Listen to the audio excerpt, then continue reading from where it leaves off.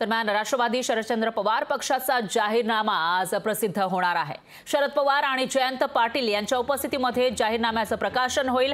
मात्र आता शरद पवारांच्या या जाहीरनाम्यातून नेमकं काय आश्वासन दिलं जातं, कोणकोणत्या मुद्द्यांवरून या ठिकाणी भाष्य केलं जातं ते बघावं लागणार आहे। ही पहिलीच निवडणूक आहे राष्ट्रवादीमध्ये फूट पडल्यानंतर आणि त्यानंतर एकीकडे अजित पवारांच्या राष्ट्रवादीचा जाहीरनामा प्रसिद्ध झाला होता। आता शरद पवारांच्या राष्ट्रवादीच्या जाहीरनाम्यामध्ये नेमकं काय असेल याविषयी उत्सुकता निर्माण झाली आहे आणि या विषयी अधिक माहितीसाठी आपले प्रतिनिधी चंद्रशेखर भांगे हे आपल्या सोबत थेट जोडले गेले आहेत। चंद्रशेखर, काय सांगाल, फूट पडल्यानंतर राष्ट्रवादीमध्ये आता राष्ट्रवादी शरदचंद्र पवार पक्षाचा जाहीरनामा आज प्रसिद्ध होतोय, नेमकं काय काय असेल यामध्ये याविषयी उत्सुकता आहे आणि त्याचबरोबर कधी हे प्रकाशन होणार आहे?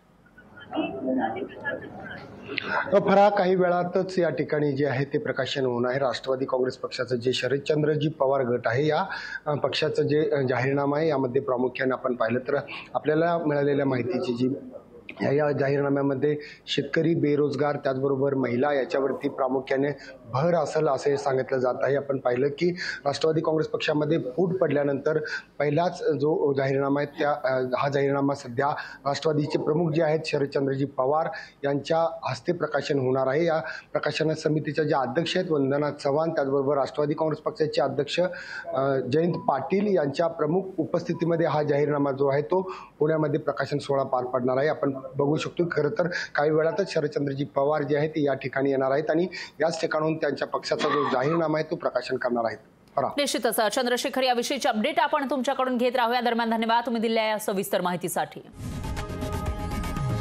लोकशाही मराठी ऐका, पहा, जागरूक रहा।